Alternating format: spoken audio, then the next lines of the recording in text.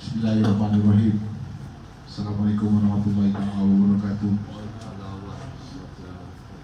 Yang kita muliakan Ustaz Abdul Rahman, Imam kita, Pengurusi Cik Baharudin Osman, tetamu khas kita Ustaz Muhammad Ayub bin Wali, iaitu Pegawai Hariwan Islam Unit Pengurusan Masjid Pejabat Agama Daerah Petaling. Tuan-tuan dan puan yang dirahmati Allah, terima kasihlah pada malam ini sudi datang untuk kita bersama-sama mendengar ceramah daripada tetamu khas kita. Jadi sebelum kita mulakan, saya kenalkan tetamu khas kita ni ialah sebenarnya ialah orang yang bertanggungjawab menjaga pengurusan Masjid Surau Daerah Petaling. Daerah Petaling ni besar tuan-tuan, daripada Desa Tujuh bawa ke pintu gerbang di Petaling Jaya, kemudian Serdang, kemudian bawa sampai Dekuf. Itu kawasan dia. Saya tak tahulah berapa banyak masjid, yang lebih kurang mungkin 80 hut, surau 400 hut jaga.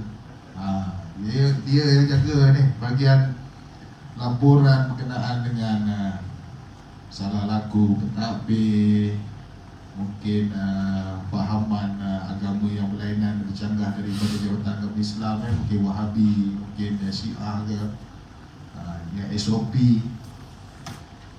yang tak daftar surau mungkin. Jadi saya nak kenalkan ini juga orang yang bertanggungjawab yang menjadikan kita punya surau ni yang dapat berdaftar. Ingat tahun 2020 Februari Ustaz datang dari Bush, kita punya bunyi dia macam tu lah, dia datang buat spot check. Dia juga yang sarankan kita untuk berdaftar sebagai musola, dan Alhamdulillah hari ini kita dapat berdaftar. Jadi Alhamdulillah Ustaz, rata-rata karya sini semua ikutlah, patuh dengan SOP, tak ada yang mengingkari suruh pakai mask, suruh bawa sejadah, Okey, jadi saya bukan nak cakap panjang, saya jemputlah pengurusi kita untuk memberikan haluan. Silakan Cik Baharudin. Terima kasih Izam Susul kita. Bismillahirrahmanirrahim. Alhamdulillahirabbil alamin wassalatu wassalamu ala asyrafil anbiya'i wal mursalin yang saya muliakan, yang berbahagia Ustaz Muhammad bin Fauzi, Susul dah kenal kat dari siapa dia, yang saya hormati penasihat kita Ustaz Abdul Rahman Abdul jadi jawatan kuasa saya dan juga ahli jajaran karya sekalian. Jadi Assalamualaikum warahmatullahi wabarakatuh. Tak perlulah saya nak memperkenalkan lagi Ustaz Ayub ni. Tinggal lagi mungkin saya boleh tambah sikit lah. Di kalangan pentadbir masjid dan surau di daerah Petaling ni, kita refer ke dia as big boss lah. Maknanya kalau dia datang tu, kita kadang-kadang dia gelontor sikit pun ada. Saya jujur je. Tapi itulah macam Nizam cakap, ambush saya bukanlah ambush. Ustaz Ayub datang, lepas tu bagi nasihat kat kita. Jadi terima kasih Ustaz atas nasihat Ustaz tu. Jadilah kita surau kita sekarang. Bukan hanya surau yang kita ada sekarang ni, kita ada tambahan lagi kat belakang tu. Mana untuk muslimah, mana dah berkembang, makin kembang. Terima kasih Ustaz Ayub sendiri. Jadi itulah kita tahu Ustaz ni memang banyak masanya, orang kata sibuk dengan hal-hal nak puasa ni. Jadi terima kasihlah banyak-banyak dapat meluangkan masa sedikit untuk kita berkenal dengan apa ni saranan dan apa yang kita sampaikan. Tanpa saya membuang masa, saya nak terus berikan majlis kepada Ustaz Ayub untuk kenalkan. Terima kasih Ustaz.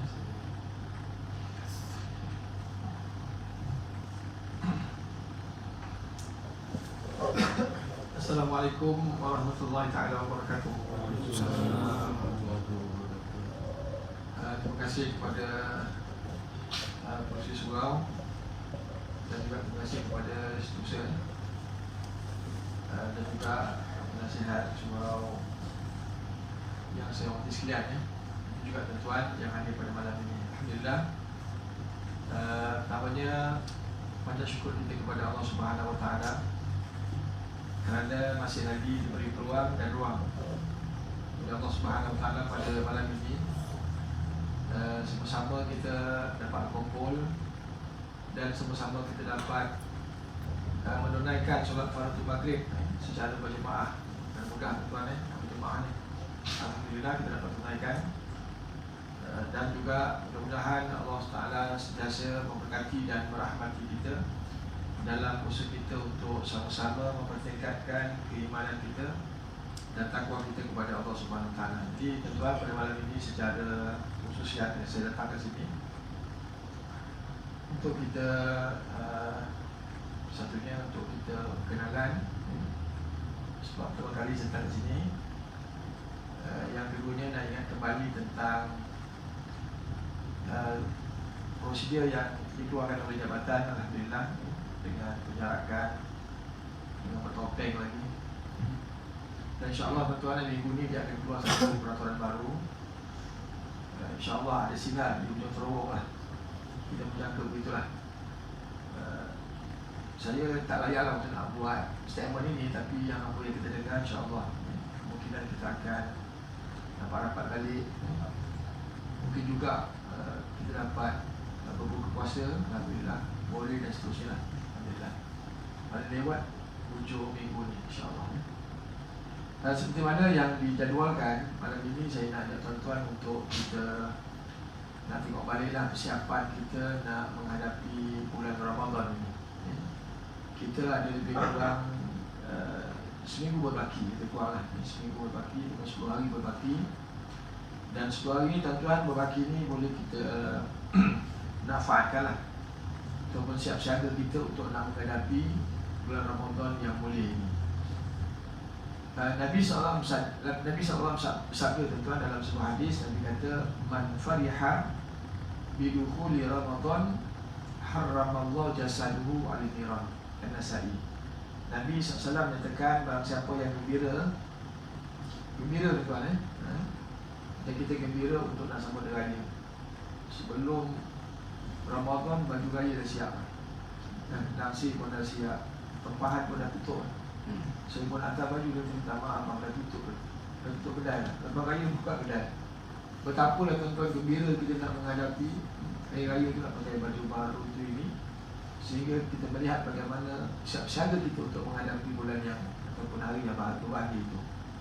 Jadi begitu juga dalam kita nak menghadapi bulan Ramadan ini, kata Nabi, barang siapa yang gembira dengan masuknya bulan Ramadan, maka haramallahu jasadhu al-niran, maka Allah Ta'ala akan mengharamkan jasad dia ataupun dia punya tubuh daripada api neraka Allah Subhanahu wa Ta'ala.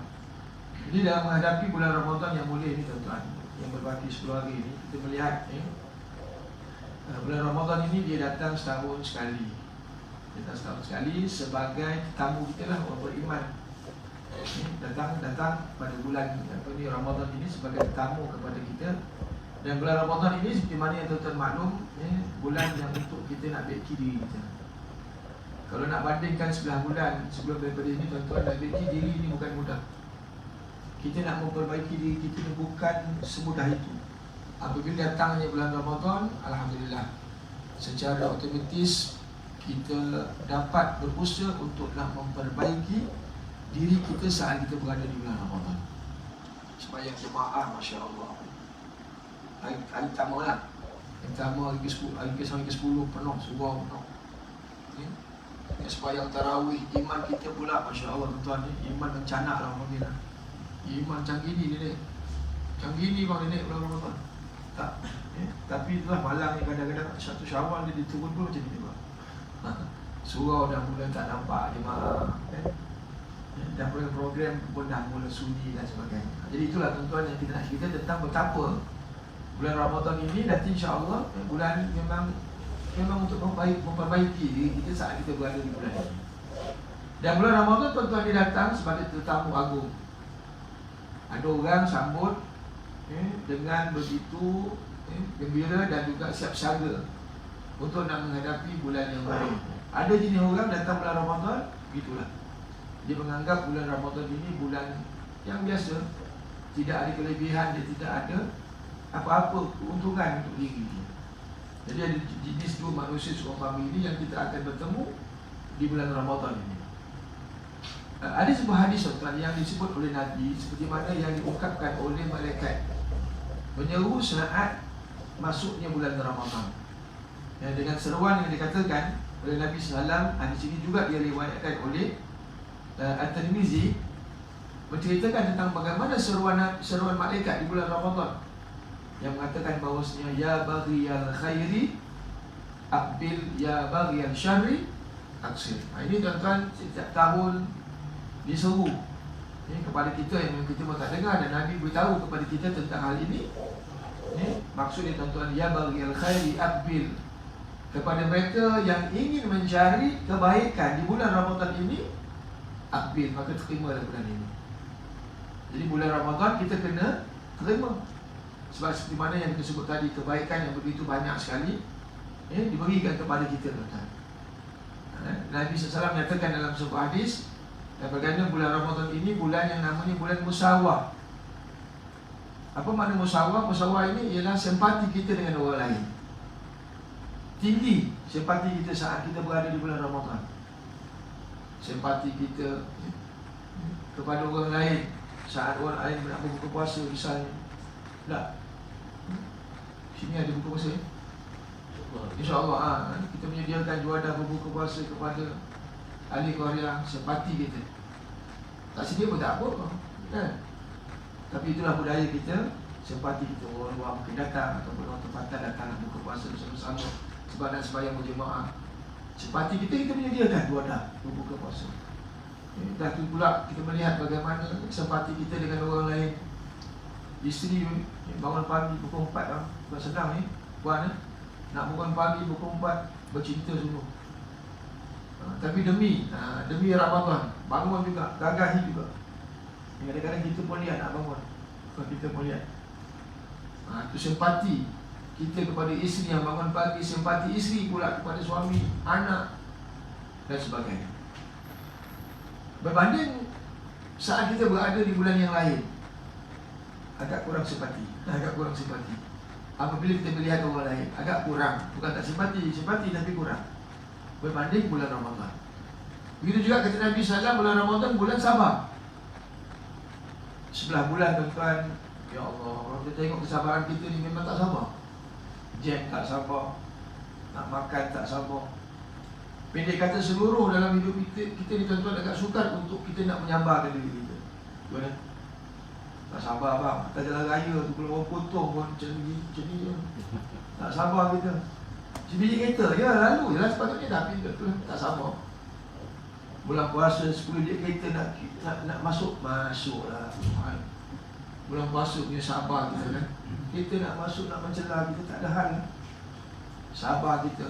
Pada pagi sampai petang pun tak makan tau. Kita tak sabar. Oh tak sabar dia buka lah. Sabar kita saat kita berpuasa kan.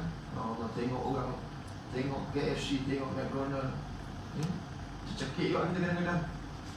Jadi tuan-tuan, itulah yang Nabi kata, memang bulan Ramadan bulan yang sangat sabar dalam kehidupan seseorang. Begitu juga bulan Ramadan merupakan bulan rahmat.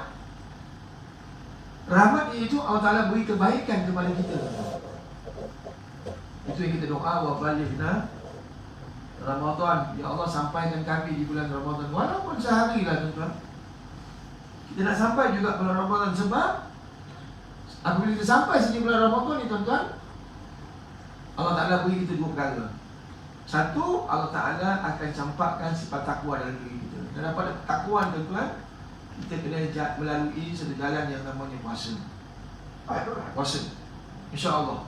Dan yang kedua, bagaimana Allah Ta'ala akan ampunkan dosa kita. Yang ni tuan-tuan, sembahyang Allah Ta'ala beri kita pahala tuan-tuan. Bulan puasa, di samping pahala dan juga Allah Ta'ala akan berikan kepada kita yang namanya hapus dosa. Jadi bagaimana orang yang tak beria, tak siap siaga untuk nak menghadapi bulan Ramadan ini. Nabi SAW menyatakan, man shama Ramadan imanan wa ihtisaban ghufira lahu ma taqaddama min dhanbi. Barang siapa yang berpuasa di bulan Ramadan, maka Allah Ta'ala akan ampunkan dosa ni. Yang inilah tuan-tuan yang kita doa sokmo ni. Doa sokmo-sokmo untuk kita sampai di bulan Ramadan. Ma taqaddama min dhanbi, dosa yang sebelum daripada itu. Ramadan ila Ramadan mukaffiratun. Bulan Ramadan hak last year dan bulan Ramadan yang this year ma bainahunna, antara keduanya tuan-tuan, Allah Ta'ala akan ampunkan dosa kita. Mukaffiratun ma bainahunna idza sytunibatil al-kabair. Selagi mana dia tidak melakukan dosa besar. Dosa besar ni dia kena bertaubatlah.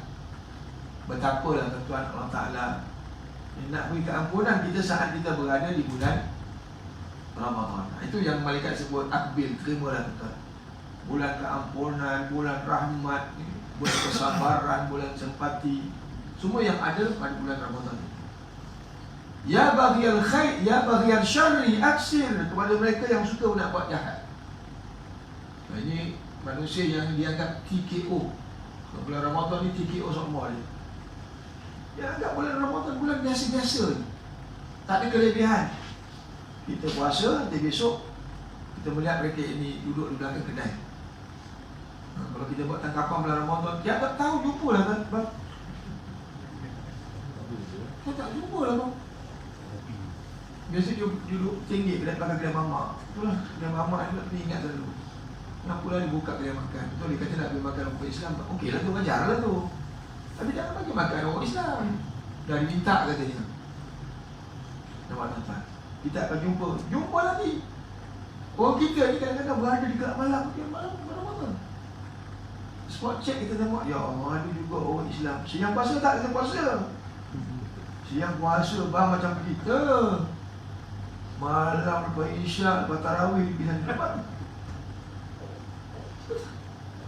Nah, ini yang berlaku lah tuan-tuan di bulan Ramadan. Jangan bulan ni macam bulan biasa-biasa. Lepas buka, dia dah orang panggil apa?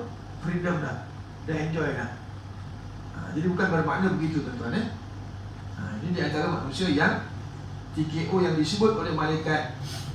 Orang yang suka buat jahat cukuplah. Hormatlah bulan ini. Please lah. Please lah. Sejauh kita please lah. Nakal-nakal kita pun tuan-tuan. Nakal-nakal kita pun bulan puasa ni. Allah, kita respect lah. Nakal juga kan. Tapi bulan Ramadan ni janganlah buat pasal pun. Langsung tak ada hormat bulan yang mulia dalam Islam. Macam kita berada dalam hari minggu, apa ni, hujung minggu Jumaat macam ni kan. Orang Arab panggil hujung minggu ni Jumaat lah. Hujung minggu tu Melayu hari minggu. Hormatlah malam ni. Malam Jumaat, hari Jumaat, yang ditambah nilai ibadah kita lah tuan-tuan. Walaupun di sana kita mungkin tak sempat nak melakukan kebaikan hari Jumaat, tapi kita kena respect bulan ni. Begitu. Hari ni kena respect. Hari Jumaat, malam Jumaat dan seterusnya sampai nak terbenam matahari. Baik. Dalam hadis yang kita baca tuan-tuan, yang dikatakan gembira hadir di bulan Ramadan ini bukan maknanya gembira kita hore-hore. Akan tetapi gembira kita menghadapi bulan Ramadan ini dengan menunjukkan kita punya perbuatan, tindakan kita. Macam iman lah. Iman ini bukan hanya sekadar kita ucap tasdik bil qalbi saja. Dia disebut iman ini dalam hati, ataupun hanya kita ucapkan, tak cukup dengan itu. Kita kena implementkan ini dalam kehidupan kita. Mata beriman. Mata beriman, mata pun beriman. Beriman, janganlah tengok bukan itu nak beriman. Tangannya beriman, jangan duk pukul orang, jangan duk melampau orang itu ini. Mulut kita beriman, jangan terlalu laser sangat ataupun tidak ada insurans. Mulut dah ada insurans bang. Mulut tidak ada insurans. Cakap biar molek. Jangan cakap kau lepas. Itu namanya mulut juga kena beriman. Tangan, kaki, kemaluan, yang disebut oleh Imam Ghazali 7 anggota tu lah, yang biasa terdedah dengan perkara-perkara yang dilarang oleh agama ini. Maka pada saat itu 7 anggota ini kita kena beriman. Dalam kata af'al bil jawarih, iaitu seluruh panca indera kita beriman dengan Allah. Begitu juga dengan bulan Ramadan. Kegembiraan kita ini bukan sekadar ucapan, malah kegembiraan kita ini mesti kita buktikan dengan kita punya perbuatan. Jadi kata ulama tuan-tuan, di antaranya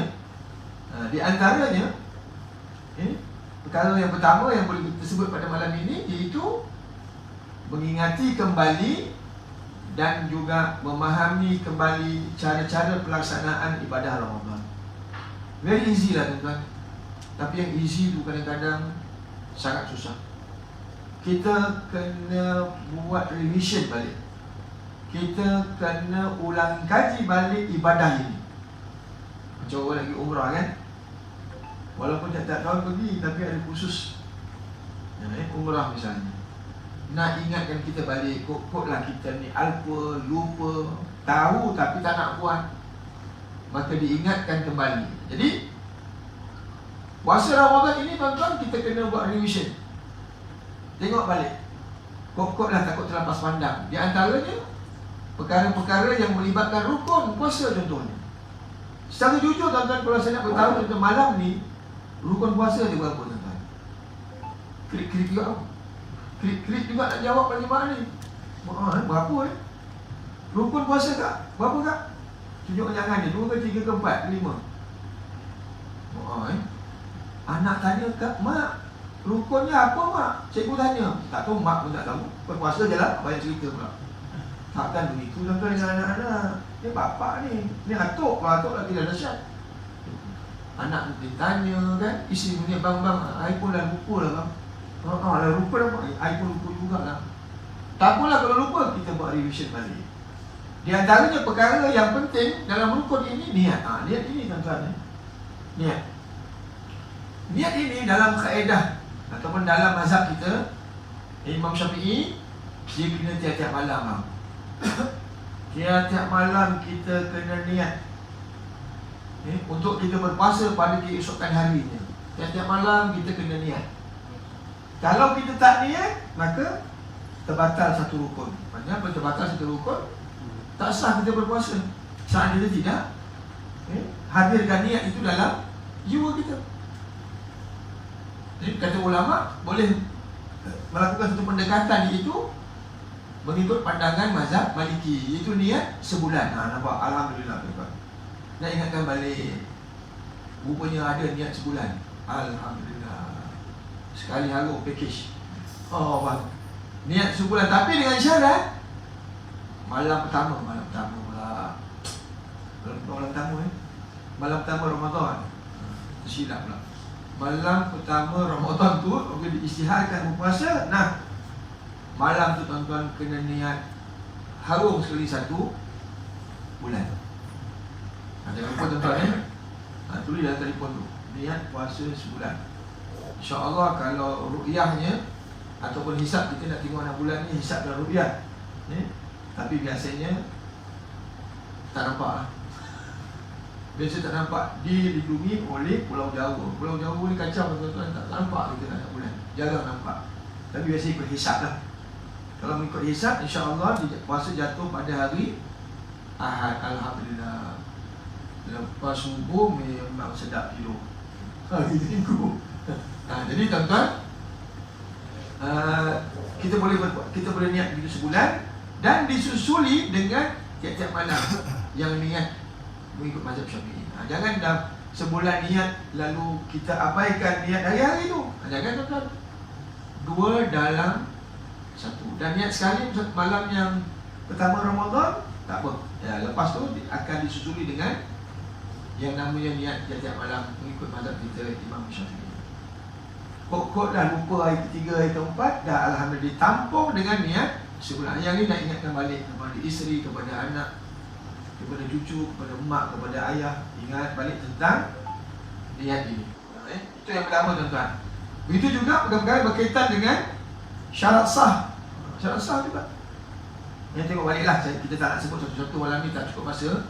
Tengok balik dalam telefon pintar tuan-tuan tu, dia punya syarat-syarat dia puasa dan juga perkara yang berkaitan dengan peradaban puasa. Jadi peradaban puasa ni tuan-tuan terlalu banyak dan ianya perlu kita jaga peradaban ini. Sebab adab inilah yang akan tambah nilai saat kita berpuasa di bulan Ramadan.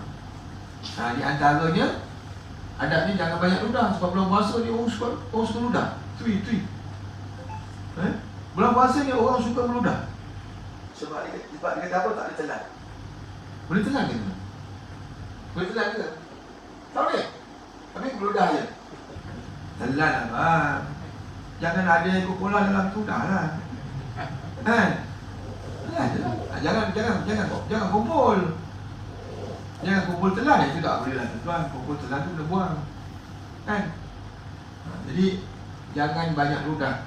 Itu dia antara peradaban dia. Jangan bual kosong. Bulan puasa ni kadang-kadang kita lihat orang suka berbual. Kat pejabat tu berbual je. Jangan bual kosong. Dan banyak lagi tuan-tuan ni. Bercakap juga, jangan banyak tidur. Bercakap juga perkara-perkara yang baik. Kalau boleh peradaban seumpama ini tuan-tuan, kita guna pakai dalam ibadat. Sebab itu akan tambah nilai saat kita berpuasa di bulan Ramadan. Jangan banyak tidur. Jangan boros berbelanja saat tuan-tuan dan puan-puan berada di pasar Ramadan. Ini bang, 5 cendol, teh ais, kelapa darah lagi. Semua ada lah bang. 5 jari, 5 air. Yang sebelah kiri roti john, bapak sedap. Roti john orang masuk. Mau tambah, apa lagi tuan? Ini yang makanan yang kadang-kadang setahun sekali keluar ni, memang sedap lah tuan. Jangan sampai suami isteri 5-5, anak 5-5. Akhir tuan-tuan, maziran berlaku. Ini disebut peradaban-peradaban yang nak kita jaga tuan-tuan. Kalau tengok apa ambil sampah tu, tuan-tuan tengoklah ambil sampah tu. Tengok sampah tu tuan-tuan, ya Allah. Bukan banyak sampah, banyak makanan. Tambah kawasan-kawasan bandar ni, memang makanan dia buang tuan-tuan. Kita pun tak carry forward. Moreh kan? Ada carry forward moreh tak? Tak ada bang. Kan kita carry forward untuk sahur pun tak juga. Biasanya keesokan harinya kita akan campak semua makanan kita dalam tong sampah. Ini tuan-tuan peradaban-peradaban yang disebut ni, untuk yang disebut tadi, supaya kita dapat menjaga peradaban ini. Begitu juga perkara-perkara yang boleh membatalkan puasa. Kita ada tahun ni ataupun dah 2 tahun lepas kita pandemik, isu PCR, RTK boleh ke? Masukkan yang nama tu alat di dalam hidung, alat dekat mulut, tekak batal ke tak batal, dah masuk rongga ke belum. Ini semua tuan-tuan kena tengok balik dalam peradaban. Tapi isi tanya bang, alamak kena apa ni PCR abang besok macam mana puasa? Batal kot. Jangan kokot bang jadi ini semua nak kena tengok balik tentang ibadah, tentang perkara ini yang dia datang pada saat pandemik ini. Sebelum ni tak ada kan? Yang kita tahu dia masuk dalam rongga, adakah dia masuk dalam rongga atau sebalik. Baik. Itu juga perkara-perkara yang melibatkan yang kita sebut tadi, makruh. Makruh juga tuan-tuan jangan kita abaikan ataupun jangan kita lakukan perkara makruh ini. Contoh apa tuan-tuan? Komo-komo. Komo-komo boleh, komo aja. Tapi kalau dia tuan-tuan bulan puasa tengok air paip bang, sedap bang. Tengok air paip tu, dan ni kita 30 hingga 40 darjah Celsius panas. Tengah hari panas bang, tengok air paip tu, air kolah tu memang macam sedap sikit lah. Sedap sikit. Jadi saat kita puasa ni tuan-tuan, komo lah. Tapi jangan berlebihan, sehingga boleh mendatangkan hukumnya makruh. Begitu juga dengan mandi. Petang kita balik kerja kan, kalau mandi kan, kita tak mandi. Petang kita balik kerja, kita mandi sebab nak sembahyang tarawih itu ini, mandi dah tuan-tuan. Kalau mandi yang namanya 5 gayung je lah. Jangan kita pulun sampai 10 gayung. Tambah pula mandi dekat tap. Kedam air dalam tap tu kat rumah tuan-tuan tu memang sedap bang. Kedam 2 jam duduk macam badak air kan. Memang best. Bulan puasa badan panas, gendam dengan air macam ini. Ataupun duduk bawah shower kan, duduk dalam bilik air lama je, mak panggil pun, bini panggil pun tak dengar. Memang sedap. Tambah-tambah dia kolam, sini dia ulang kan. Jangan tuan-tuan berendam pula. Lagi pukul 7 dalam buka puasa, pukul 5 dia duduk dalam tu. Memang best. Tapi dia boleh mendatangkan yang namanya hukum makruh sebab berlebih-lebihan saat kita mandi tuan. Itu juga perkara berkaitan dengan zakat fitrah. Zakat fitrah ni tuan-tuan ni, dia datang setahun sekali, bulan Ramadan. Dan zakat fitrah ni kalau boleh tuan-tuan kita bayar awal. Dan diisytiharkan saja dia punya RM, maka saat itu tuan-tuan jangan berlengah. Sebab maklumlah kadang-kadang kita bertangguh-tangguh tak apalah tunggu hujung-hujung dan akhirnya hujung-hujung kita tak sempat. Ramai di kalangan kita yang tak sempat bayar zakat fitrah ini. Dia kata dia dah tak sempat nak balik kampung, tahun ni boleh ada tas tuan-tuan, memang best. Balik awal, kadang-kadang tak sempat. Kita cari makan sini, bayar sini. Jangan cari makan kat sini, bayar tempat lain, di negeri lain. Jadi makan, cari makan di Selangor, bayar dekat Selangor. Jangan sampai kita bayar di tempat lain. Ini semua tuan-tuan nak ingatkan balik. Zakat fitrah yang nak kita bayar itu, kalau boleh biarlah bayar awal. Jangan sampai 8.30 pagi subuh Syawal itu, saat imam nak naik mimbar tu, saat tu tergehege kita nak bayar. Orang Bangladesh dia memang begitu, mazhab ni memang hujung-hujung. Itu yang kita nampak dia bayar awal-awal. Hujung-hujung ni macam ni. Bayangkan ambil saat nak bayar. Nak tengok 8.25 lagi 5 minit. Orang dekat 100 kan tu. Kita pun terkial-kial. Tuan-tuan, naik imam kat atas mimbar tu, habis. Stop. Jangan telah. Bayangkan kita dah menanggung suatu dosa di sisi Allah SWT sebab apa? Tadi tidak membayar zakat. Jadi zakat fitrah kalau boleh bayar awal, bayar awal. Dan ilmu bayar zakat ni juga perlu kita ketahui. Bayar zakat ni tuan-tuan, orang yang di bawah tanggungan kita. Orang yang di bawah tanggungan kita. Ada satu ketika tuan-tuan, saya pernah jadi amil. Ada individu dia datang kat saya, dia kata dia nak bayar 30 kepala. Saya kata, wow, 30 kepala. Tanya dia bilang, 30 kepala ni ramai ni. Bini 4 ke? Oh, bini 4 selalu. Dia kata, tak lah. Dia kata, bini 1 lah. Tapi 30 orang bang. 30 kepala per orang, 30 kepala. Saya kata kalau tak apa ni, tak ambil hati, saya nak tanya 30 kepala tu, kepala apa ya? Oh, dia kata kepala dia punya miau-miau, bulus. Bulus pun kena bayar. Bayangkan si bulus pun kena bayar. Dia kata kalau diitik-itik pun dia bayar. Kepala ayam pun dia bayar. Jadi zakat ni tuan-tuan, kepala manusia je. Kepala manusia. Kepala manusia yang hidup di bawah tanggungan kita. Itu je kita bayar. Kalau nak bayar dengan miau-miau sekali, orang berat lah. Aku pun teruk kena bayar miau-miau, orang pun miau-miau juga. Ingat tuan-tuan, ilmu nak bayar pun kena ada juga. Jangan dikira bawah tanggungan, dikira habis semua kepala-kepala apa semua ada. Kepala apa yang ada kat rumah dia tu semua dia nak bayar. Jadi tuan-tuan, sedikit ilmu lah. Saat kita nak bayar zakat juga kena kita tahu saat kita nak bayar zakat itu sendiri. Baik, itu yang pertama tuan-tuan. Itu yang pertama. Kita kena buat revision balik. Tak dapat tidak tuan-tuan, tengok balik. Kita kena siap siaga lah. Dan yang keduanya ialah iaitu kita kena namanya ambil tahu peristiwa-peristiwa yang berlaku di bulan Ramadan. Kalau kita menyatakan bulan Ramadan ini bulan yang hebat, kita kena tahu apakah peristiwa yang berlaku di bulan ini, di bulan Ramadan. Di antaranya, yang pertama, turunnya Al-Quran. Jelas. Al-Quran yang diturunkan oleh Allah di bulan Ramadan berdasarkan apa yang disebut oleh Allah, Syahr Ramadan alladhi unzila fihi Al-Quran. Bulan Ramadan padanya diturunkan Al-Quran. Allahu Akbar. Mulialah bulan Ramadan ni bang. Al-Quran diturunkan oleh Allah di bulan Ramadan.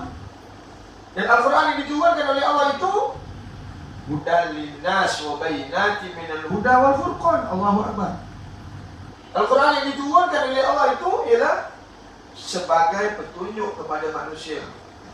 Al-Quran itu sebagai pembimbing kepada manusia. Ini sebagai yang namanya Siratal Mustaqim, tunjuk jalan kepada kita. Itu yang kata Nabi SAW, barang siapa yang mencari petunjuk selain daripada Al-Quran, maka Allah akan sesatkan dia. Nampak?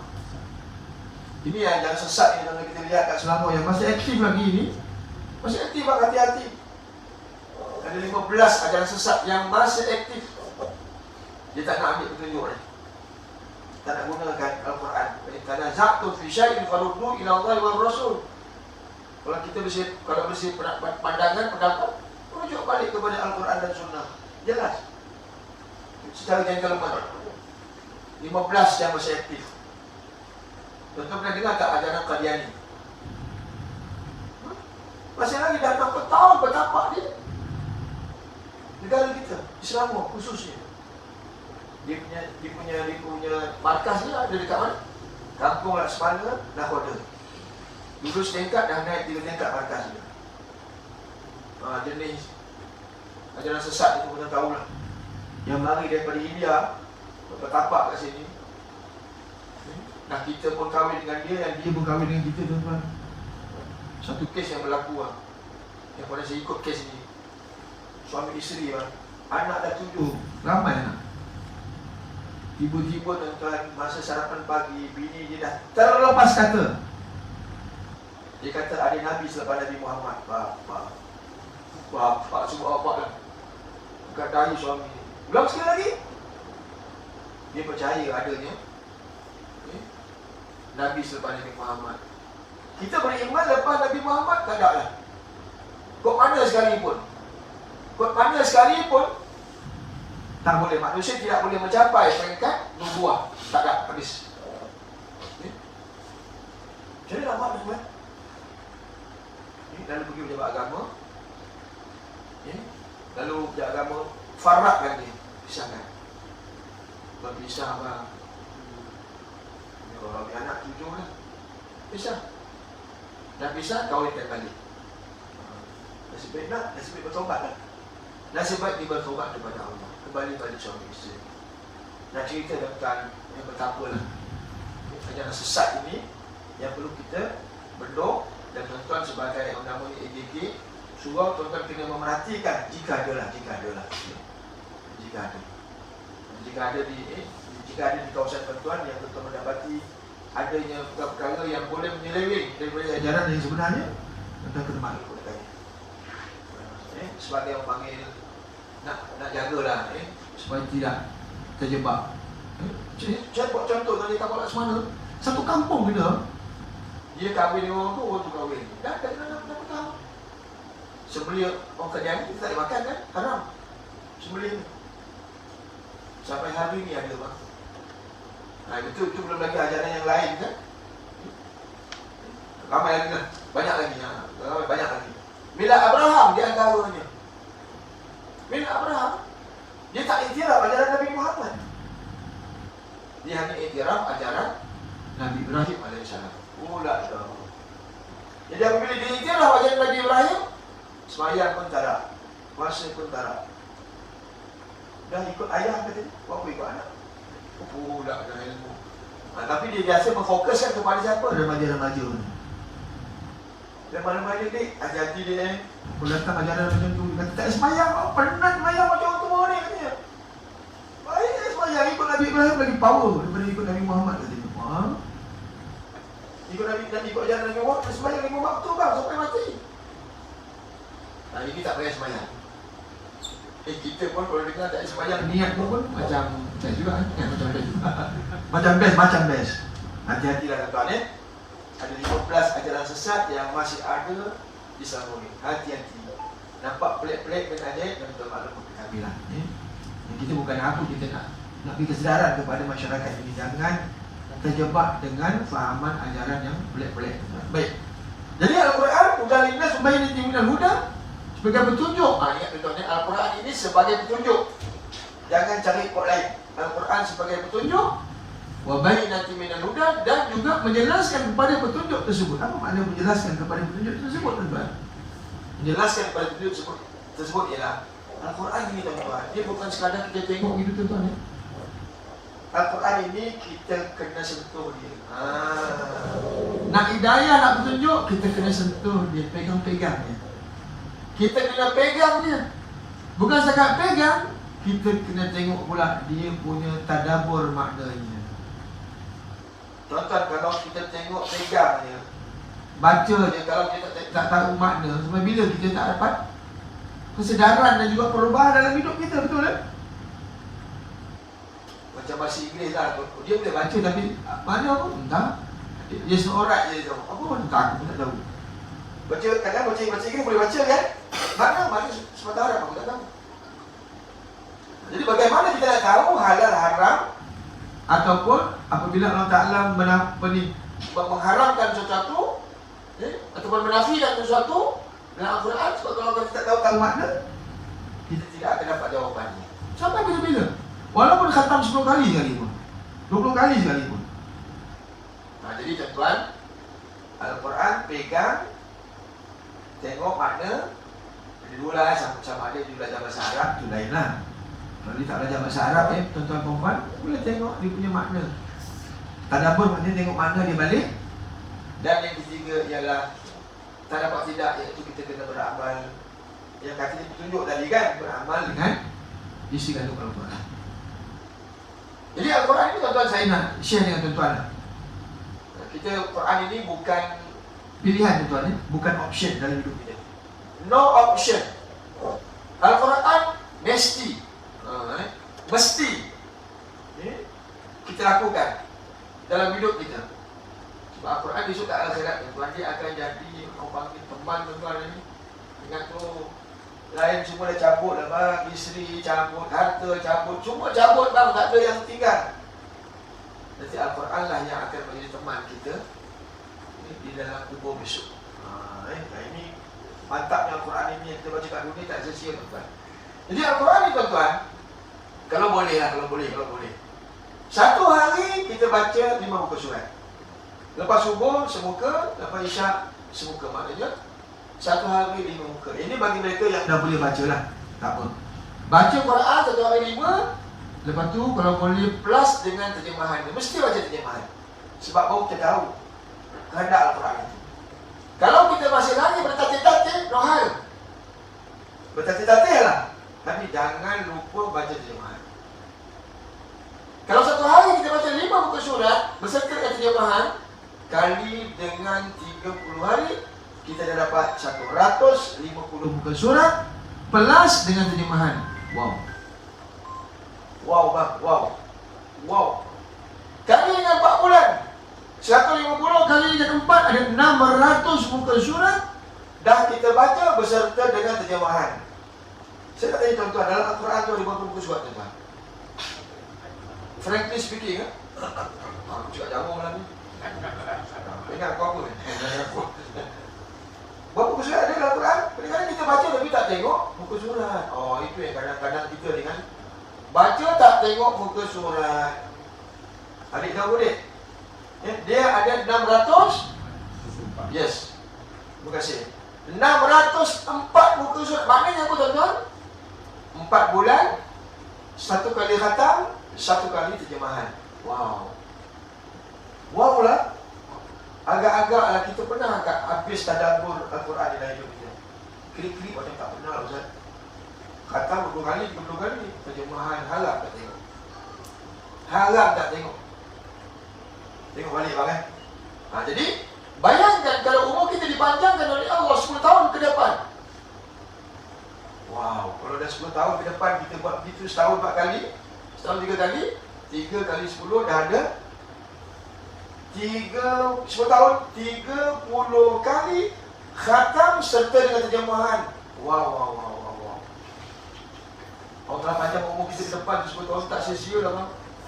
Itu 10, kalau 20 60 kali bang. Just imagine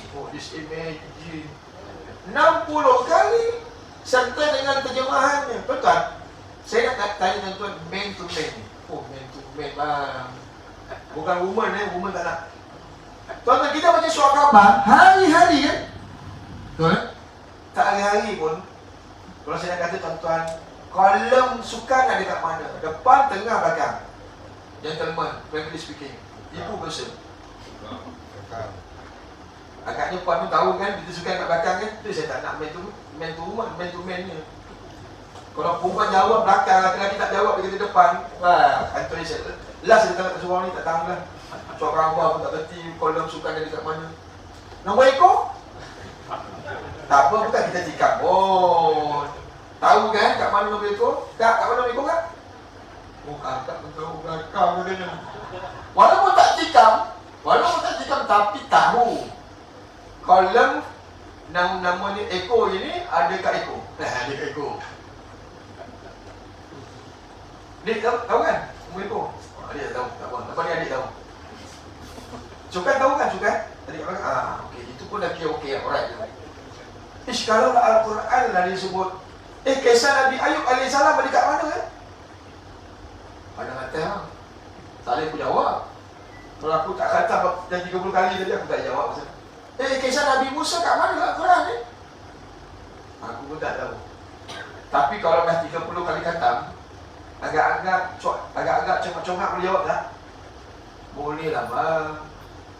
Boleh bang. InsyaAllah. Takat kisah Nabi Musa dalam tangan lah kan.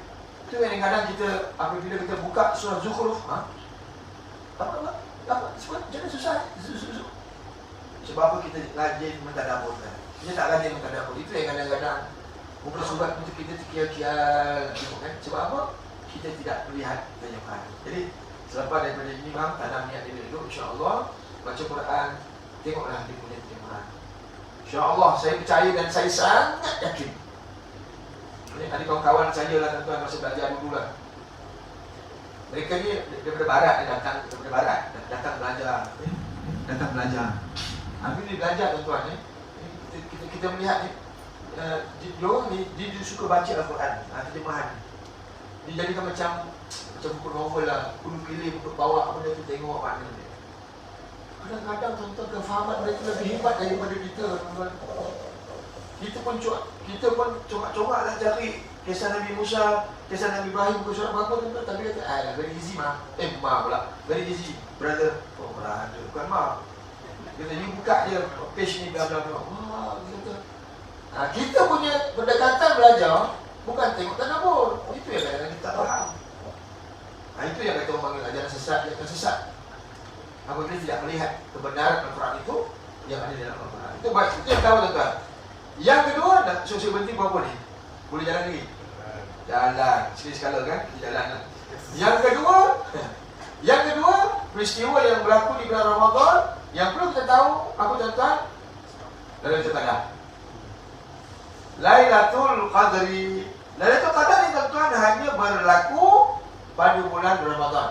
Ada juga ulama kata yang luar Ramadan, tapi majoritinya mengatakan berlaku peristiwa Lailatul Qadar ini di bulan Ramadan. Lailatul Qadri khairun min alf syahr, kata Allah kan. Malam Qadar ini lebih baik daripada 1000 bulan bersamaan dengan 84 tahun. Terima kasih bang. 84 tahun sekali beribadah bersamaan dengan 84 tahun. Hatta matla'il fajr. Jadi Lailatul Qadar ini dia berlaku pada malam, bukan berlaku pada siang. Tuan-tuan, ada satu hadis Nabi SAW diceritakan tentang bagaimana seorang pemuda daripada Bani Israel beribadat, itu beribadat dia berjuang berjalan Allah selama 1000 tahun bang. 1000 tahun berada di perbatasan. 1000 tahun bang, tak balik-balik. Hebat kan? 1000 tahun berjuang fisabilillah. Lalu Nabi kagum melihat diceritakan tentang kehebatan pemuda ini. Lalu Nabi inginkan berlaku kepada umat Nabi Muhammad, tapi malam. Tapi malam sebab apa? Umat Nabi Muhammad umurnya pendek, amalan dia terlalu ciput, terlalu sedikit. Umat Nabi Muhammad umur ni tuan-tuan 70-80. Boleh? 80-90. Just nice. 90-100 ni dah biasa ni, innalillah. Betul lah. Betul tak? Kalau panjang umur pun 90-100 pun KFC pun dah tak kena, McD pun dah tak libat. Tak lagi lah. Mata pun dah tak nampak, telinga pun dah berbulu kan, hidung pun dah berbulu. Maknanya dah 90-100 lah. Dan nikmat dunia pun dah tak boleh menikmati dunia ini. Jadi umat Nabi Muhammad itulah sekitar 70-80. Biasanya kita lihat La ilaha illallah, tuan. Amalannya terlalu sedikit. Sembahyang maghrib tadi. Berapa minit? Nah, Cik Imam. Siap. Cik Imam ni kan? Macam sana lah. 7 minit. Tak apalah, kita bagilah kat suruh 10 minit lah kesian. Tuan-tuan, purata subuh sampai Isyak berapa semua? Purata bang? Sejam? Ui, banyak je bang, sejam. Tak apalah, sejam. Sejam 13, bagilah sejam. 13. 1 jam, 1 hari, sebulan kita ada 30 jam beribadat kepada Allah. Tidur, berapa jam? 1 hari tidur? Saya secara wajib. Ngaku lah bang. Kak, berapa kak? Tidur sejam tu? Tidur 1 hari berapa? Ya ke? Bukan 7 ke? Orang kata 7. 8 ni budak-budak sebab dia nak membesar. Okeylah 6 jam lah bagi Chan lah. Perempuan 6 jam, lelaki 7 jam ke? Lelaki sejam tambah lagi. 6 jam ke 7 jam, purata tidur lebih panjang daripada ibadat lah. Kali dengan sebulan, kali dengan setahun. Ya Rabbi, kita ni hidup ni untuk tidur kan? Kita ni hidup untuk tidur. Tidur untuk hidup. Tidur lebih panjang daripada beribadat. Itu Nabi beritahu kepada Allah tentang bagaimana umat Nabi Muhammad di amalan memang terlalu sedikit. Saat berdoa kepada Allah, nak syurga mana? Kalau kita berdoa kepada Allah nak syurga yang mana? Firdaus. Tak kalah. Syurga Firdaus ni dia number one kan? Number one ni apa? Minta kau ni sampai ke peringkat atas. Tapi amalan yang bila dilihat terlalu sedikit. Lalu Allah Ta'ala anugerahkan dia Lailatul Qadar. Allah Allah. Ini yang kita ada tuan-tuan. Option ni je yang kita ada untuk nak capai yang katanya 1000 tahun tadi. Nabi dah gambarkan kepada kita. Dalam Lailatul Qadar ni bila bang? Malam-malam anjing kan? Nabi dah gambarkan 21, 29. Carilah tuan-tuan, setahun sekali. Kalau tak sempat pun, Nabi pun dah gambarkan malam 27.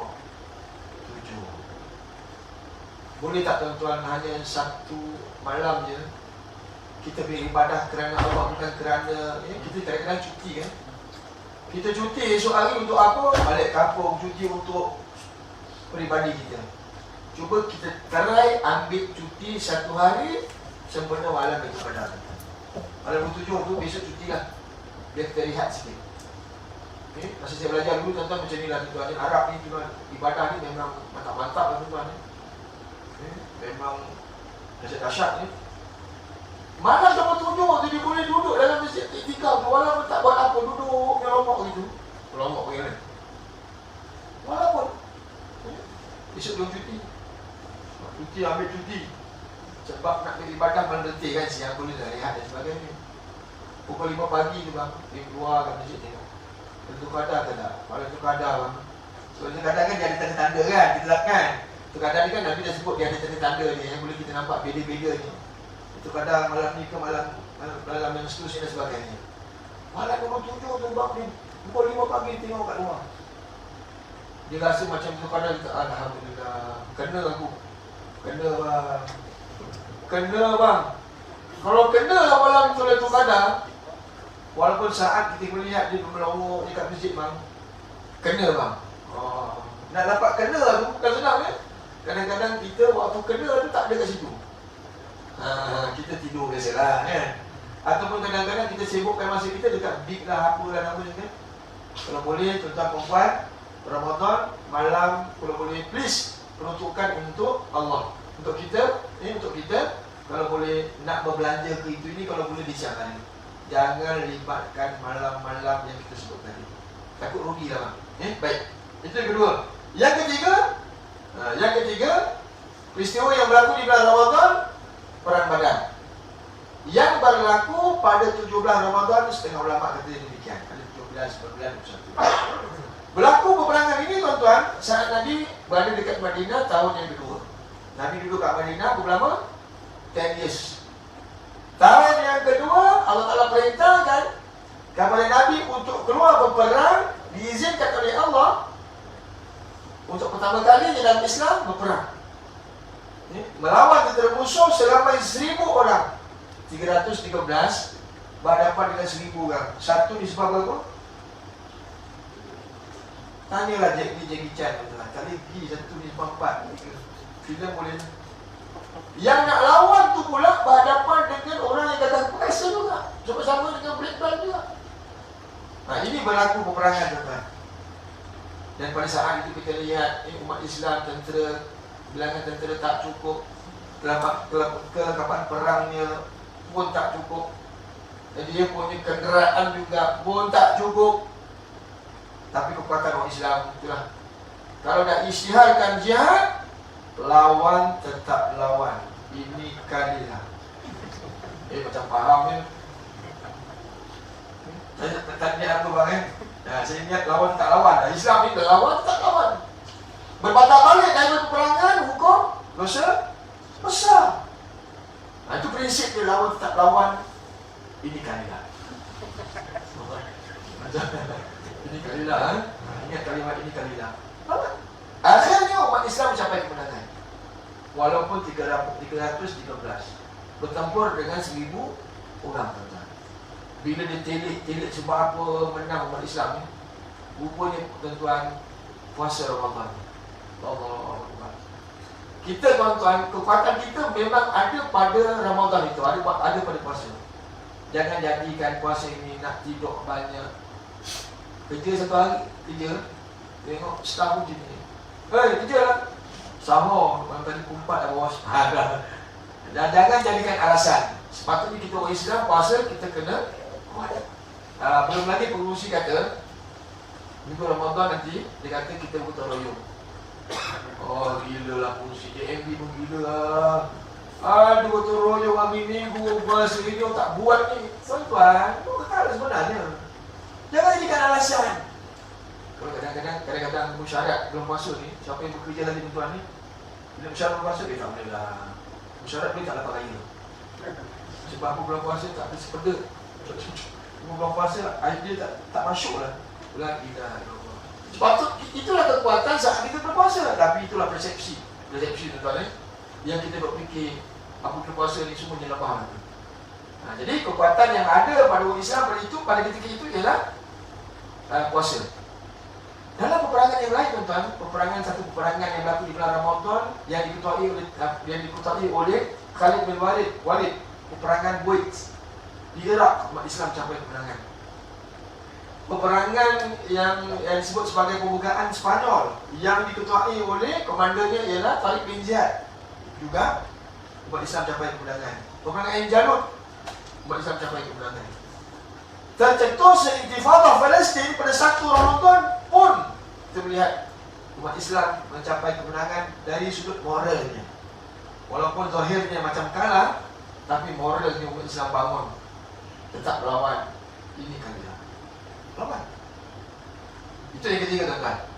Yang keempat, yang akhir saya tutup di sini. Yang keempat ialah satu peristiwa yang sangat penting juga yang berlaku di bulan Ramadan, pembukaan kota Mekah yang disebut sebagai Fathul Makkah, pembukaan kota Mekah yang berlaku pada yang berlaku pada 21 Ramadan, bulan puasa juga, kan? Buat kota Mekah bila berlaku 9 Hijrah. Nabi wafat 10 Hijrah, kan? 10 Hijrah. Jadi Nabi diperintahkan oleh Allah patah balik kat Mekah, buka kota Mekah. Buka kota Mekah. Jadi masa Nabi pergi kat Mekah, tuan-tuan, orang Mekah ni dulu masa Nabi duduk 13 tahun di Mekah, apa dia buat? Dia orang hukum orang Islam, dia seksa, ada yang dibunuh, ada yang tak, ekonomi jadi blok dan sebagainya. Itu yang berlaku 13 tahun. Sehingga kata ulama, tuan-tuan, saat Nabi duduk dekat Mekah, hanya lebih kurang 80, lebih sikit orang masuk Islam, tuan-tuan. Jadi Mekah kurang kondusif dari sudut dakwah ni. Jadi tuan-tuan, Nabi datang kat Mekah pada saat itu, kita melihat orang Mekah ni, tuan-tuan. Dulu dia gedebeng, kata dia gedebeng. Masa Nabi datang, tuan-tuan, mereka tak berani untuk nak angkat kepala. Tak berani nak apa hal? Tak berani nak mengatakan begitu di hadapan Nabi dan juga para sahabat. Tak berani. Bila dia tirik-tirik sebab apa tak berani. Rupanya tuan-tuan, sebelum daripada itu ada satu peperangan yang namanya peperangan Mu'tah. Peperangan Mu'tah. Jadi Nabi tak pergilah. Dan kita melihat peperangan Mu'tah yang berlaku tuan-tuan antara tentera Islam dengan tentera kuasa besar dunia pada saat itu, iaitu tentera Rom Byzantine. Kuasa besar dunia bang. Kuasa besar dunia. Dan dalam sejarah seperti mana yang disebut oleh Ibn Kathir mengatakan bahawa saat itu umat Islam bilangan tenteranya ada lebih kurang 3,000 tentera. Mari berperang daripada Madinah nak pergi dekat Mu'tah ni di Jordan. Perjalanan jarak tuan-tuan 1,100 km. Jauh lah bang. Dah lah bulan puasa. Jarak dia macam Kelantan balik sini. Kelantan berapa kilo? 400 kilo kan? Banyak nak jalan kaki. Dik ke Kelantan ni ke balik ke Shah Alam. Ada berani ke tuan? Aku tak berani. Nah itu kita kata lawan tetap lawan ini kalilah ni. Orang Islam ni istilah tu kita kena guna tuan-tuan. Bertempur dengan tentera musuh pada saat itu disebut seramai 100,000 orang. Tuan-tuan, 100,000 dengan 3,000 satu nisbah berapa? Tak, satu nisbah? Saya matematik tak lulus. Tak lulus. Satu nisbah? Berapa? Takkan 3. Dengan 30. 300. Aku matematik tak lulus, itu aku tak tahu. Bang, 100,000 dengan 3,000. Satu nisbah lebih kurang 300 kata yang kita lihat. Lebih kurang. 30. 33. Bang, 33 bang. Tengok 33 dia seorang. Angkat kaki juga bang. Tapi itulah yang berlaku dalam peperangan Mu'tah. Lawan tetap lawan. Akhirnya umat Islam nanti berakhir tuan mencapai kemenangan dalam peperangan Mu'tah. Allah. Hebat betul Islam dengan hebat kita ni sebenarnya tuan-tuan. Kita je tak nampak kehebatan kita ni sebenarnya. Ada pada bulan Ramadan. Dan pada saat itu Nabi pun masuk Mekah. Rupanya orang Mekah ni dah dengar kata orang Islam ni bukan calang-calang ni. Oh, dengar. Di Jaziratul Arab dah dengar cerita bahawa sini dalam peperangan Mu'tah umat Islam capai kemenangan. Tu kuasa besar dunia pun dia boleh tundukkan tu. Orang Mekah dengar, oh dahsyatnya orang Islam ni memang bukan calang-calang ni. Lalu Nabi masuk Mekah tuan. Lalu Nabi berkhutbah. Nabi pun tawaf 7 kali, buang berhala semua yang ada kat situ. Nabi pun berkhutbah. Nabi baca ayat Allah Subhanahu Wa Taala, ya ayyuhan nas inna khalaqnakum min dzakarin wa untha wa ja'alnakum syu'uban wa qabaila lita'arafu. Allahu Akbar. Allah Taala menyatakan, hai manusia, sesungguhnya aku ciptakan kamu ni laki-laki, perempuan laki-laki. Dan aku ciptakan kamu, kata Allah, padanya ada qabail, ada berpuak-puak, ada berbangsa-bangsa. Ada yang Kelantan, ada Terengganu ke orang semua dalam ni orang Selangor ada? Mana boleh ke? Orang ni dalam ni semua Selangor. Ada negeri lain tak? Kelantan. Mana Kelantan? England pun ada. Bapak. Kelantan ada, Terengganu ada, Melaka pun ada, Singapura ni, semua negeri ada boleh. Tujuannya ialah lita'arafu, untuk kita kenal mengenal di antara satu sama lain. Itu yang kita tidak boleh berasabiah dengan negeri sendiri. Tak apalah bola-bola lah kan, kalau Johor lawan Selangor lah, Johor lawan Selangor lah, itu aku tak ambil peduli kan. Tapi keluar kena shake hand lah, jangan keluar bergaduh pula. Tujuan kita ni untuk kenal mengenal di antara satu sama lain. Saya dulu tuan-tuan, ni pribadi tuan-tuan saya bercita-cita kalau lah saya bercita-cita tuan-tuan kalau boleh kahwin dengan orang Selangor ni. Sebab apa saya nak makan nasi ambeng hari-hari ni tuan. Itulah hidup saya dulu, kini dah selama-lama. Nasi ambeng. Akhirnya dah jodoh pertemuan. Berkahwinlah dengan orang Melaka, negeri yang tua lah. Sudah asam pedas. Aku tak boleh pergi sampai dah ni. Rupanya tuan-tuan dah kahwin asam pedas apa ni. Macam Baru kita tahu asam pedas ni, kalau kena cara dia pun memang meletup. Baru kita tahu kita ada kawan dekat Johor, baru tahu beradikam peh. Barulah saya tahu kat Kelantan, saya duduk Kelantan, pernah belajar Kelantan dulu kan. Masih dagang bang. Terengganu ada apa, Kokoleko. Peh. Barulah saya tahu bahawa sebenarnya tujuan Allah Ta'ala ciptakan manusia yang ramai-ramai berpuak-puak ni. Di mana? Kelantan. Oh, nasi dagang ni. Nasi lauk ni canggih ni juga. Baru kita tahu adanya yang berlainan bangsa ini untuk kita kenal-mengenal antara satu sama lain bagi tujuan agama tujuan. Lepas Nabi kata begitu, idhabu wa antum tulaqu. Hari ini kata Nabi, hari ini macam orang baik lah. Hari ini hari ini diampunkan kesalahan kamu kata Nabi. Nabi kata, Nabi ampunkan kesalahan yang pernah dulu dia buat selama 13 tahun. Idhabu wa antum tulaqu, kamu hari ini bebas, sebebas-bebasnya, tak panas pun. Penduduk Mekah dah dengar pembebasan begitu, angkat tangan tuan-tuan, asyhadu an la ilaha illallah wa asyhadu anna Muhammadar Rasulullah. Masuk Islam itu nama. Benarlah apa yang disebut oleh Allah Ta'ala, idza jaa nasrullahi wal fath wa ra'aitan nasa yadkhuluna fi dinillahi. Kamu akan melihat Nabi Muhammad, manusia akan masuk dalam agama Islam secara Indonesia bondong-bondong ni. Masuk secara berbondong-bondong, sekarang masuk secara beramai-ramai. Hasil daripada kemaafan tadi yang dilakukan oleh Nabi kepada penduduk Mekah. Jadi dengan bulan Ramadan, bulan yang terbaik untuk kita kosong-kosong. Bukan nak raya tu kosong-kosong ni. Dah buat nakal, baru nak kosong-kosong. Kalau boleh sebelum masuk Ramadan, zero bang. Kalau boleh zero juga. Kalau boleh kita masuk bulan Ramadan, putih bersih, insya-Allah kita akan bertemu pada hari kebesaran itu hari raya pada 1 Syawal dalam keadaan suci bersih. Jadi begitulah tuan-tuan, bincang kita pada mukadimah ini, insya-Allah kita akan bertemu lain masa dan ketiga. Isi pertemuan maafkan masih mengambil dan pukul 9 dan besok bekerja. Dan begitulah insya-Allah, kalau ada apa-apa yang boleh kita bincang, insya-Allah kita boleh bincang selepas daripada itu. Jadi saya akhiri tuan-tuan dengan aku qauli hadza wa astaghfirullahi wa lakum. Assalamualaikum warahmatullahi taala wabarakatuh.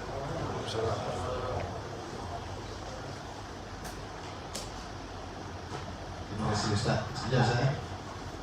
Kebetulan Ustaz dekat sini, jadi 3 itu hari kita telah mendapat berita daripada Jabatan Agama Islam, iaitu Ustaz Abdul Rahman telah ditauliahkan di 3 mengajar Al-Quran dan juga Mama. Jadi saya jumpalah Ustaz sebagai wakil suruh untuk menyampaikan sedikit ni dia jabatan yang berikut muzik. Jemput Ustaz Rahman dengan Mama.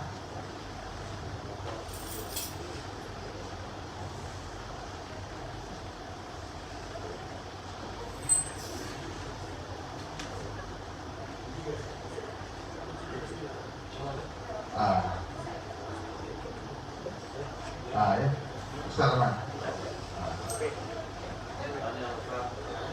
Izin.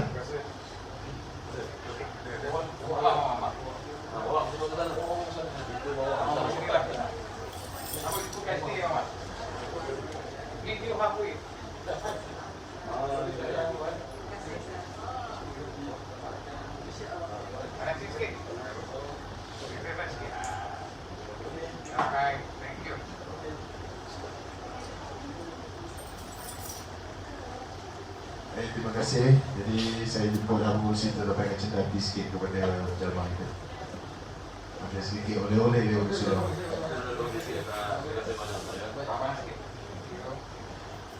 Okey, akhir kata daripada saya nak beritahu sikit pengumuman. Itu gotong royong kita ya. Gotong royong kita pada 27 hari bulan, masih lagi bulan Syaban belum masuk Ramadan. 9 pagi 27 hari Ahad ya. Breakfast kita siapkan. Okey, saya sudahi wabillahi taufiq wal hidayah. Wassalamualaikum warahmatullahi wabarakatuh.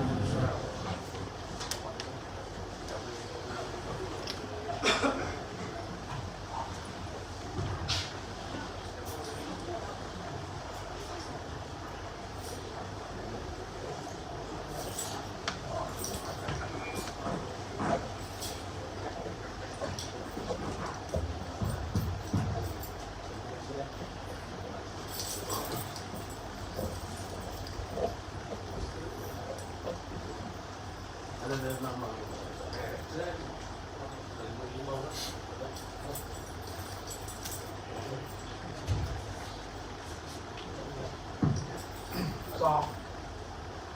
أكبر الله أكبر. أشهد أن لا إله إلا الله. أشهد أن محمدا رسول الله. حي على الصلاة حي على الفلاح. قد قامت الصلاة قد قامت الصلاة. الله أكبر الله أكبر. لا إله إلا الله.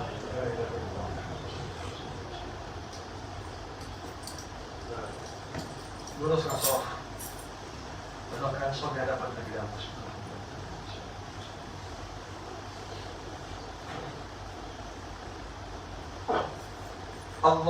Allahu Akbar.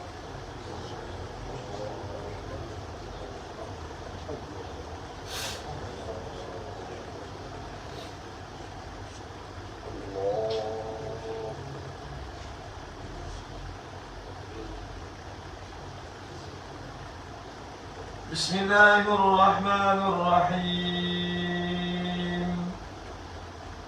الحمد لله رب العالمين. الرحمن الرحيم. مالك يوم الدين. إياك نعبد وإياك نستعين. اهدنا الصراط المستقيم. صراط الذين أنعمت عليهم غير المغضوب عليهم ولا الضالين.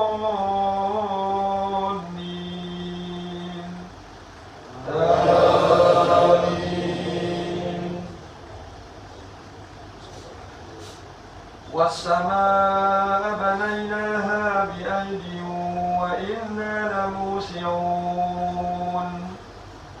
والأرض فرشناها فنعم الماهدون. ومن كل شيء خلقنا زوجين لعلكم تذكرون. ففروا إلى الله إني لكم منه نذير مبين. ولا تجعلوا مع الله إلها آخر إني لكم منه نذير مبين. كذلك ما آتى الذين من قبلهم من رسول إلا قالوا ساحر أو مجنون. أتواصوا به بل هم قوم طاغون. فتول عنهم فما أنت بملوم. وذكر فإن الذكرى تنفع المؤمنين. وما خلقت الجن والإنس إلا ليعبدون.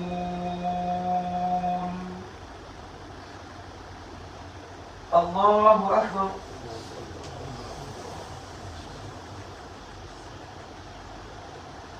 سمع الله لمن حمده. الله أكبر.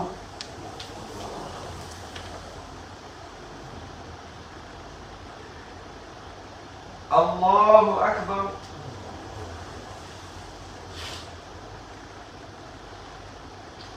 الله أكبر.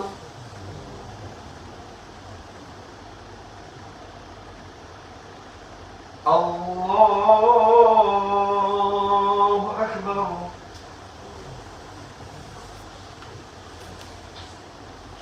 بسم الله الرحمن الرحيم. الحمد لله رب العالمين. الرحمن الرحيم. مالك يوم الدين. إياك نعبد وإياك نستعين. اهدنا الصراط المستقيم. صراط الذين أنعمت عليهم غير المغضوب عليهم ولا الضالين آمين. والطور وكتاب مسطور في رق منشور والبيت المعمور والسقف المرفوع والبحر المسجور إن عذاب ربك لواقع ما له من دافع يوم تمور السماء مورا وتسير الجبال سيرا فويل يومئذ للمكذبين الذين هم في غود يلعبون. الله أكبر.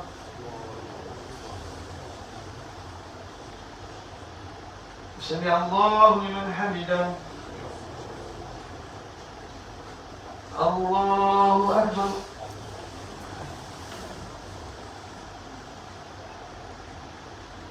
الله أكبر.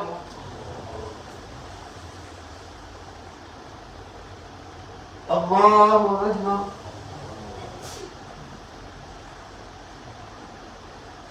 الله أكبر.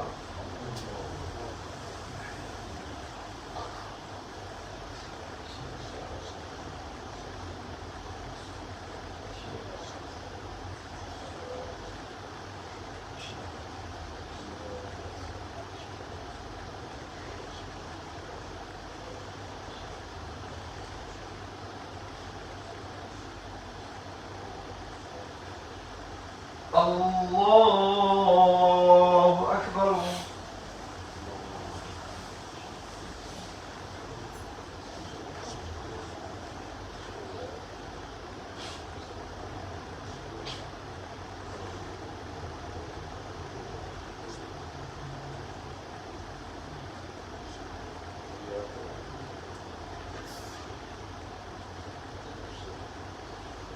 الله أكبر.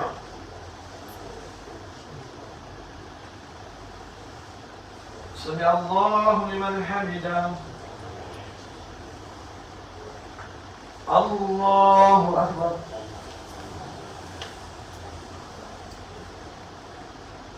الله أكبر.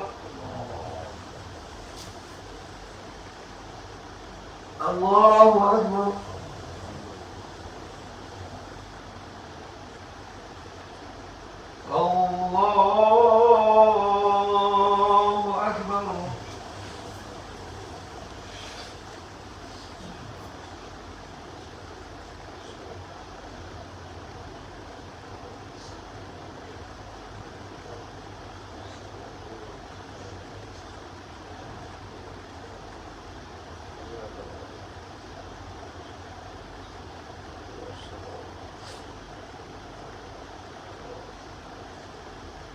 الله أكبر.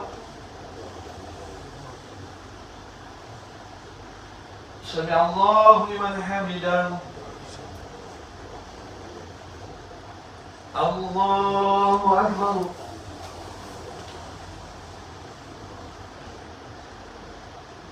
الله أكبر. الله أكبر. الله أكبر.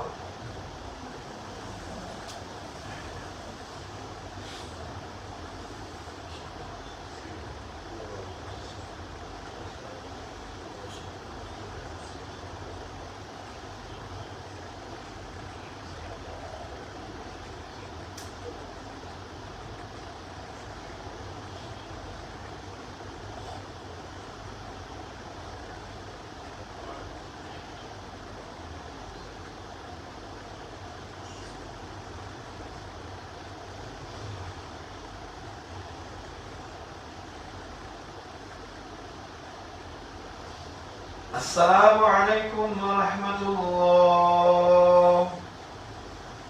السلام عليكم ورحمة الله. صلى الله العظيم الذي لا إله إلا هو الحي القيوم وأتوب إليه. صلى الله العظيم الذي لا إله إلا هو الحي القيوم وأتوب إليه. صلى الله العظيم الذي لا إله إلا هو الحي القيوم وأتوب إليه. الفاتحة. أعوذ بالله من الشيطان الرجيم. بسم الله الرحمن الرحيم. الحمد لله رب العالمين الرحمن الرحيم مالك يوم الدين إياك نعبد وإياك نستعين اهدنا الصراط المستقيم صراط الذين أنعمت عليهم غير المغضوب عليهم ولا الضالين. أعوذ بالله من الشيطان الرجيم. بسم الله الرحمن الرحيم الحمد لله رب العالمين والصلاة والسلام على أشرف الأنبياء والمرسلين سيدنا محمد وعلى آله وصحبه أجمعين. اللهم ربنا تقبل منا صلاتنا تامة واغفر لنا ذنوبنا عامة ولا تعذبنا يوم القيامة إنك على كل شيء قدير.